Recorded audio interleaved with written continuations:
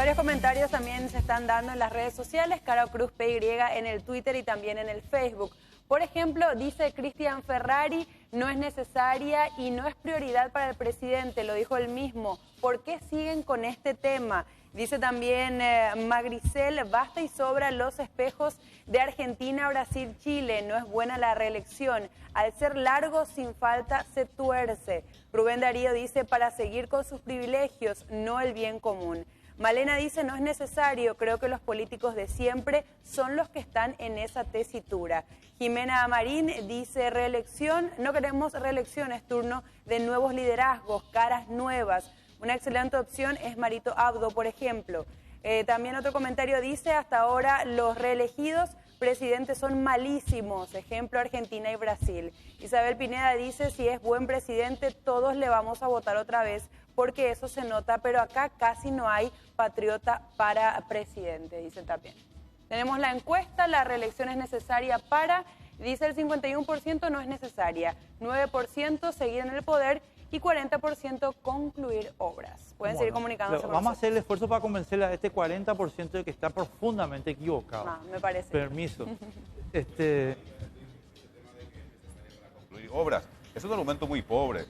Aquí vamos a suponer que el presidente ahora empieza la construcción de una hidroeléctrica, ¿verdad?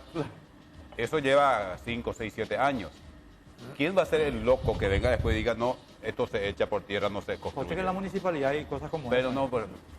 Pero hay una cosa, a ver, una ruta, Te voy a explicar. Ninguna de las obras que empezó Lugo, el gobierno pero no viene la mano por ahí, Víctor. No, pero ¿Sabes cuál es nuestro grave problema en este país? ¿Sabes cuál es nuestro grave problema en este país? Que no hay políticas de Estado. Claro. O sea, viene uno en 5 años y puede hacer lo que puede, pero decime una obra que y bueno, pero es lo que siempre nos quejamos nosotros. No hay una política de Estado que te diga de acá a 10 años y acá adentro poco va a venir la gente ande que te diga de acá a 20 años esta es la hoja de ruta. Una obra que se haya suspendido con el gobierno subsiguiente. A ver, tomando Lugo, Federico.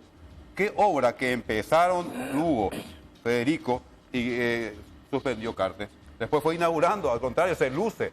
No, pero parece que no entendés el mensaje, Víctor. Acá lo que nosotros tenemos que tener más tarde, más temprano, ¿por qué le tenemos miedo? Si una persona hace bien los deberes, tiene todo el derecho de continuar. Y te digo, es más, y me voy a basar en lo que yo conozco. La ciudad de Curitiba, cuando vino Lerner, tomó una política de cambiar la ciudad. En 20 años ellos cambiaron la ciudad. Vos te solés ir a Guayaquil, andá a ver lo que es Guayaquil en 10 años. Te permite a vos, como el administrador, en este caso fue de la ciudad, y por qué no del país, torcer el rumbo. Yo creo que es válido. ¿Por qué le tenemos miedo? Acá hay una cosa, para terminar nomás mi idea, ¿verdad? Acá hay una cosa fundamental que te acaban de decir en las redes sociales. La ciudadanía es la que elige. La ciudadanía elige si le premia o le castiga a una persona. Y yo lo que digo, ¿por qué privarle a la ciudadanía esa posibilidad? Porque no es para la ciudadanía. ¿Cómo no? ¿Y para quién? Ahora mismo 10 personas. Quiero decir lo siguiente, citar los nombres. Enrique y Jorge. Es devaluar la discusión cuando se dice, por ejemplo, no hay que tenerle miedo. No es cuestión de miedo o no. Esto no es cuestión de quién es más guapo o quién es menos guapo. Lo que tenemos que definir como sistema jurídico político, si la figura de la reelección es conveniente o no. Esta es una opción valorativa y necesariamente necesita de un gran pacto político. Eso tenemos que definir. Y si de repente decimos, vamos a incorporar la figura de la reelección, tenemos que saber cómo regularla. No pasa por tener miedo o no.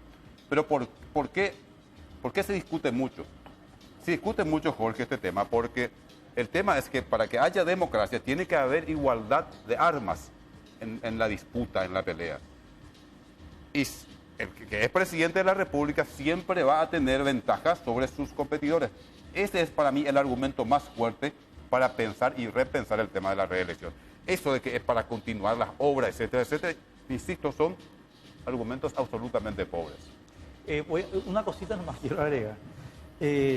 Yo creo que hay que pensar en los términos que vos estás diciendo. Yo siempre, en toda mi vida, voy a estar en contra de la reelección.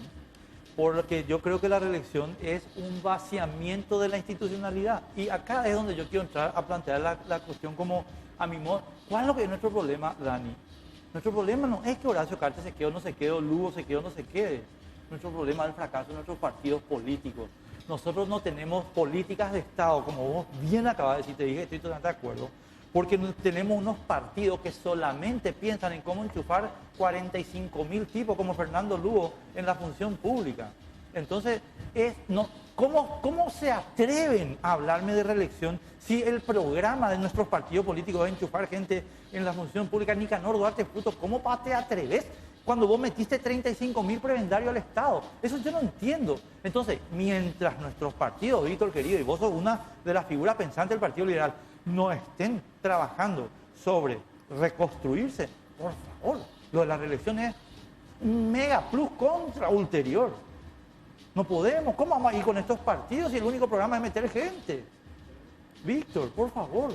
No, a ver, yo insisto en lo siguiente, puedo estar totalmente de acuerdo contigo. Definitivamente, mi lectura sobre la realidad sociohistórica contemporánea paraguaya es que la sociedad en general no está de acuerdo con la reelección. Yo siento, eso. Sí sabemos, yo siento, no yo creo. sabemos, porque hay un pacto social que se llama Constitución Paraguaya, que fue construida en una convención constituyente. La encuesta es la que se votó en 1991, mi querido Jorge, cuando se le dio a los representantes poder constituyente. Estos señores que están acá no tienen poder constituyente. La gente le votó a gente con poder constituyente en el 91 y esa gente con poder constituyente en nombre del pueblo, con mandato del pueblo, dijo no queremos reelección. Hace 27 años. Y Estados Unidos hace 250 años. ¿No? Pero entonces... Pero hay una coyuntura, Enrique, veníamos de una dictadura. Es otro escenario. Y no hay que aprender de la dictadura. No, estamos de acuerdo, pero ¿por qué caer en eso mismo?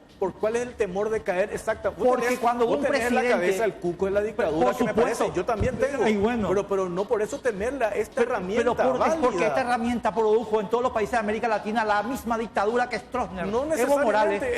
no necesariamente. Pero por favor, Evo Morales, Nicolás Maduro, Rafael Correa, Daniel Ortega, no te dicen nada. Pero eso ya es influenciado por una cuestión ideológica. No, y Lula que se gastó 2.500 millones de dólares robados para la reelección. Te voy a dar un poco un panorama que hace poco, en los bloques anteriores, tuviste que es lo que es nuestro país.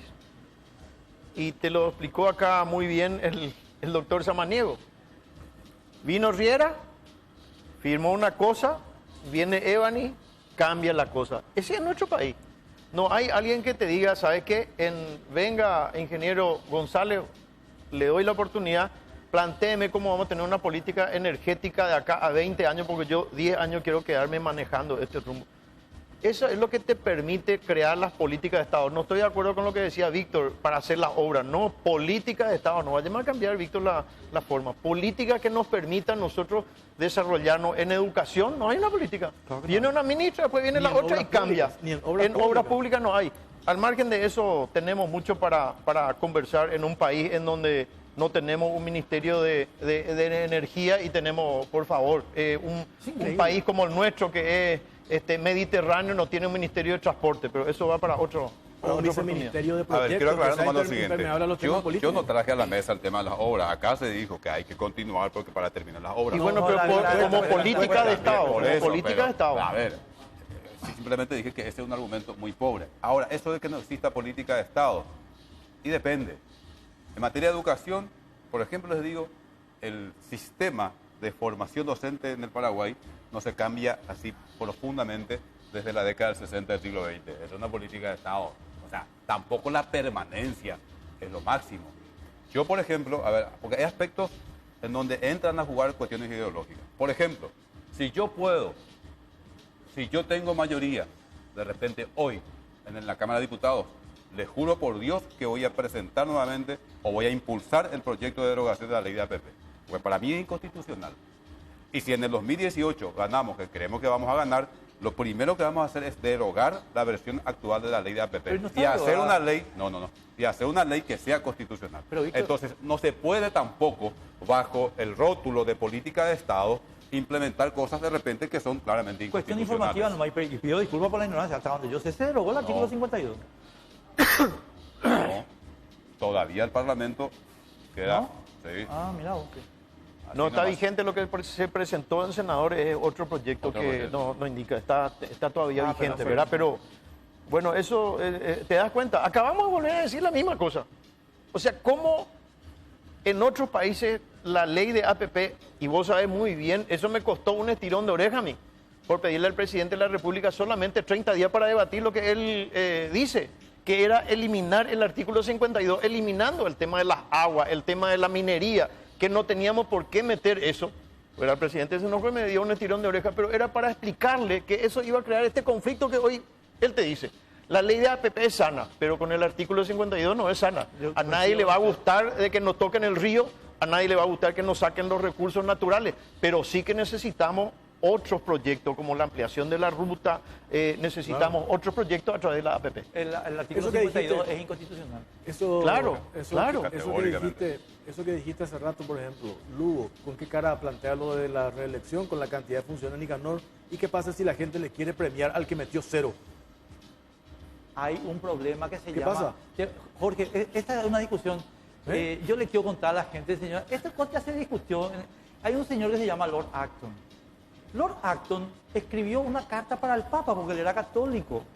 El día que el Vaticano I votó la infalibilidad del Papa.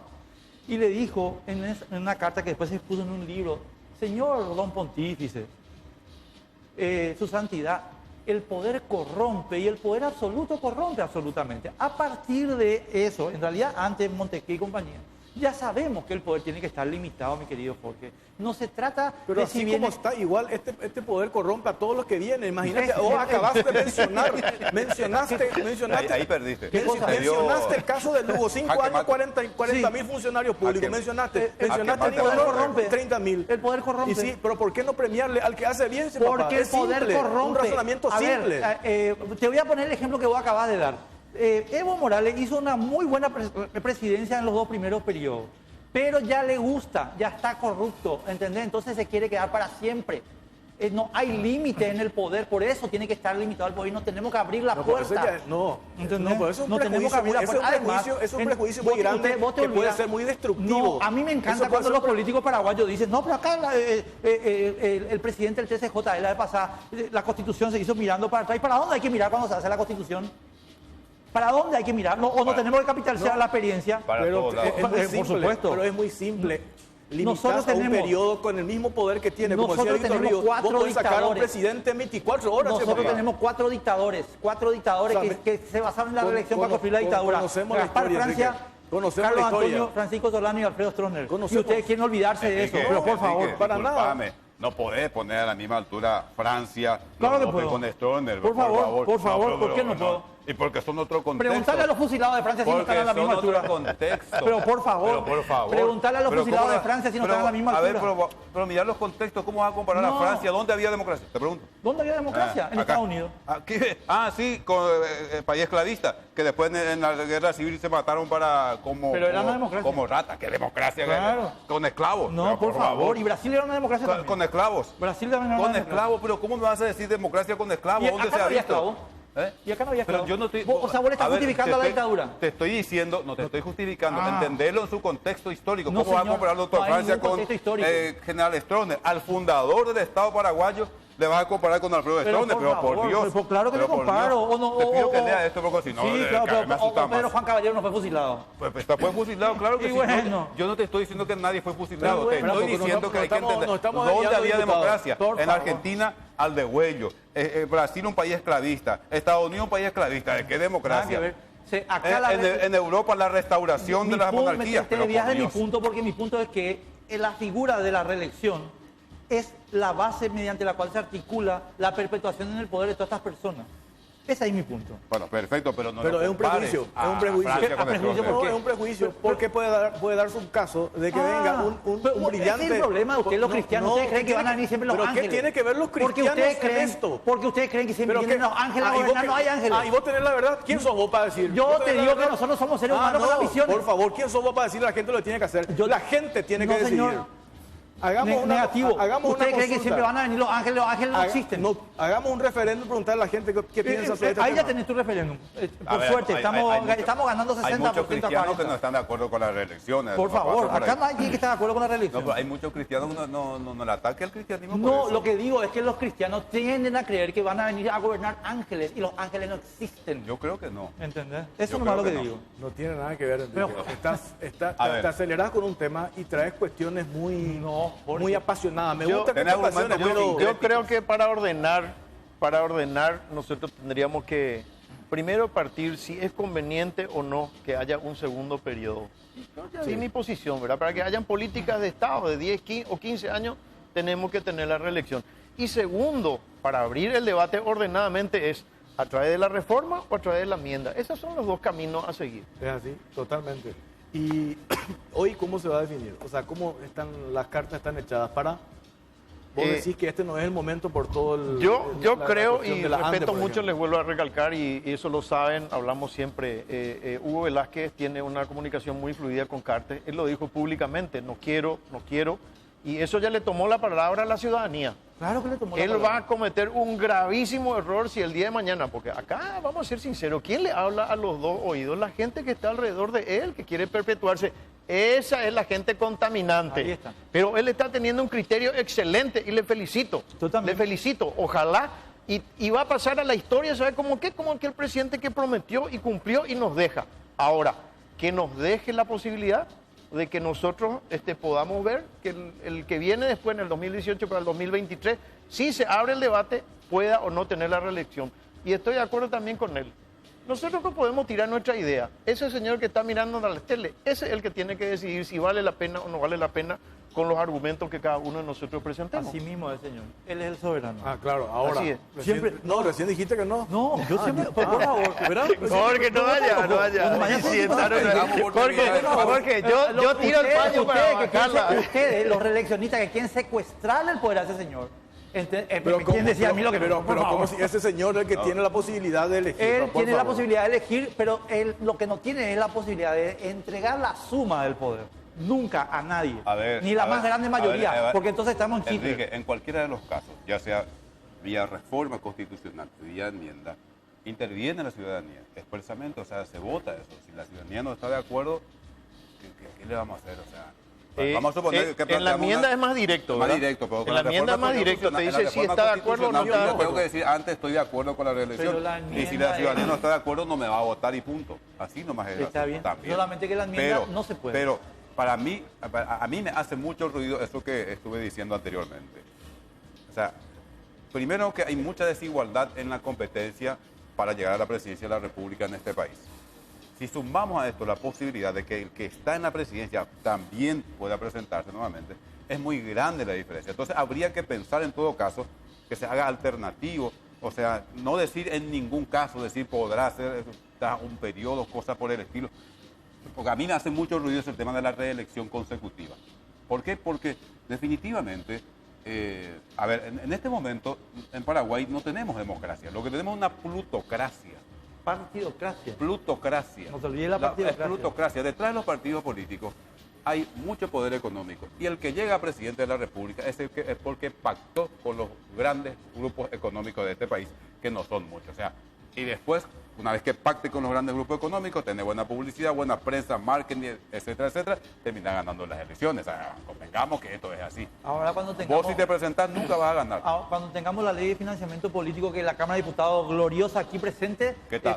Sacó, el día que tengamos financiamiento público de las campañas electorales, vamos a poder decir que hay cierta igualdad en la competencia. Agregar a la ley que vamos a promulgar.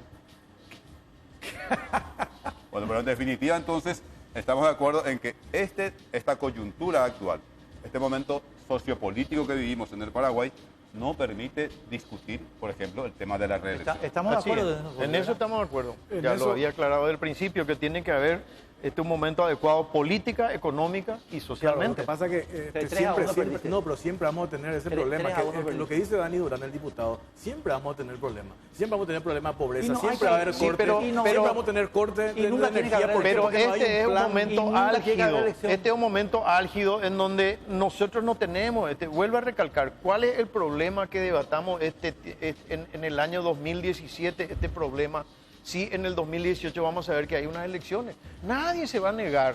Ahora es el problema, porque acá vamos a ser sinceros. ¿Contra Cartes o a favor de Cartes? Así es sencillo. A pesar de que él, y vuelvo a recalcarle el respeto por lo que dijo, yo no quiero, no, dejen de hincharme. Ahora el problema el entorno. Cada sector político ya juega su partido. Está dentro del Partido Colorado, ya está el grupo que lo posiciona a Marito como candidato. Dentro del PLRA ya tiene su candidato. Está Lugo por otro lado. No, este tema, la posibilidad de que beneficie a quien está hoy en ejercicio de la presidencia de la República, contamina la discusión. Y esto siempre va a ser así. Entonces yo estoy totalmente de acuerdo también con el diputado. Tenemos que discutir esto con serenidad.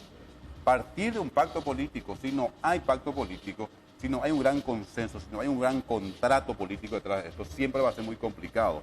Y si sumamos a esto la ausencia de pacto político, si sumamos a esto la posibilidad de que pueda beneficiar a quien esté hoy en ejercicio de la presidencia, y la discusión se vuelve absolutamente contaminada y contaminante. Pero hay que hacer bien enmienda. Para plantear la reforma, ahí ya vienen ustedes los liberales, dicen, bueno, introduzcamos la figura de la reelección, pero también metamos la figura del balotaje. Y ahí eso los colorados. Y preguntarle acá a Víctor, que es un gran admirador de la Argentina. Pero eso yo no entiendo, Jorge, querido. ¿Qué pasó en la Constitución de Santa Fe, mi querido Víctor? De acuerdo, el Pacto de Olivos.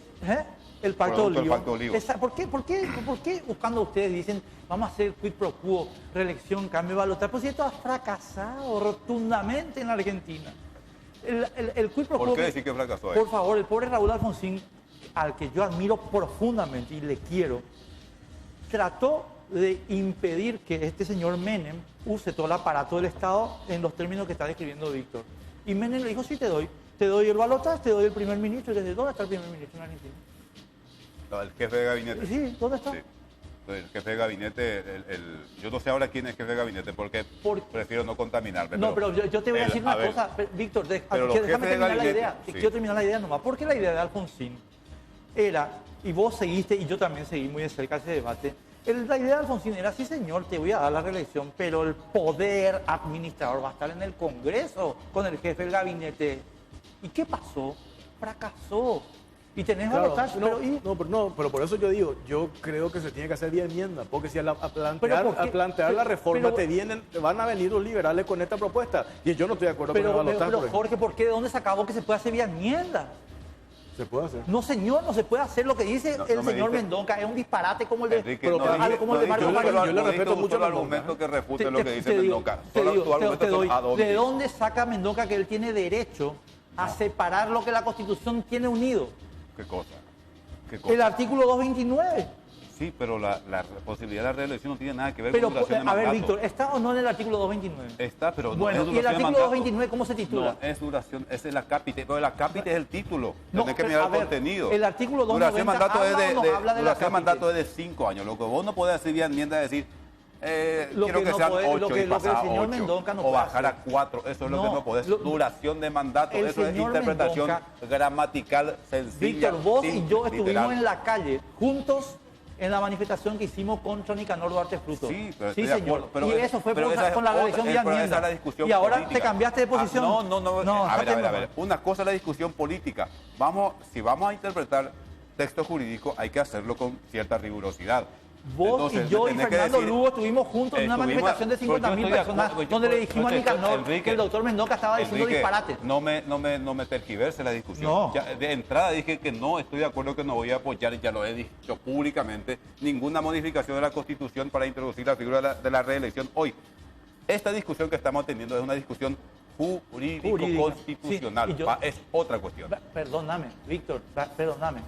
¿Puede un particular separar lo que el constituyente dejó unido? Es una interpretación doctrinaria. Pero contestame a la pregunta. Es una interpretación doctrinaria y yo estoy de acuerdo, pero una cosa es la duración de mandato, o sea, 5 años. Y otra cosa es la posibilidad de que vos puedas tener un segundo mandato. Pero, Víctor, no tiene nada que ver, Enrique, Víctor, por favor. ¿La Constitución está o no está organizada? Perfecto, está organizada, bueno, pero el artículo 290 hace refiere... Pero ya te diferenciar no, pero es que está mal. Bueno, pero eso es tu punto de vista. No, ya te respondió.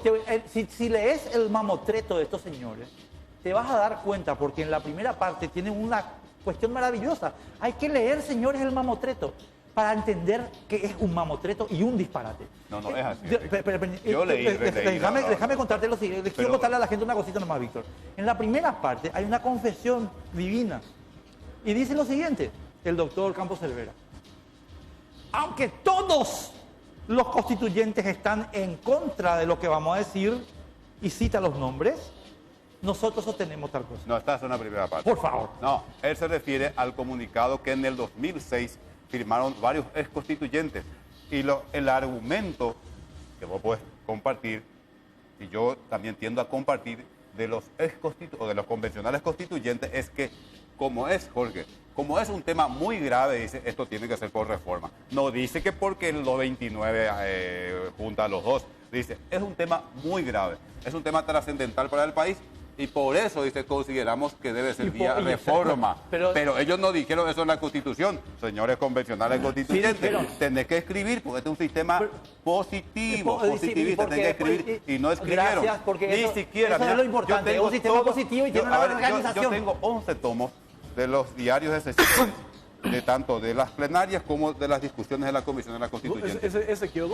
Nunca dijeron nada.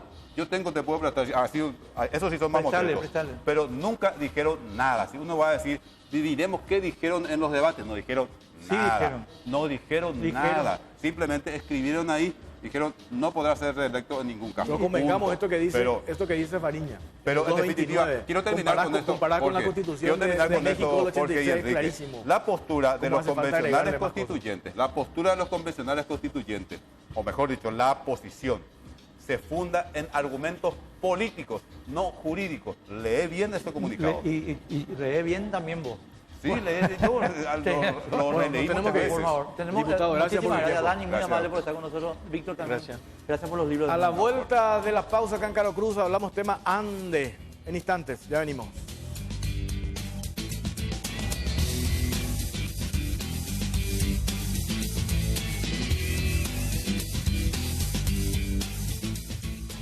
Si sos de los que tiran todo bicho que camina a la parrilla una vez por semana, felicidades.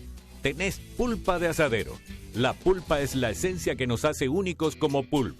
La única gaseosa con fruta para gente con pulpa. Pulp, naturalmente nuestra.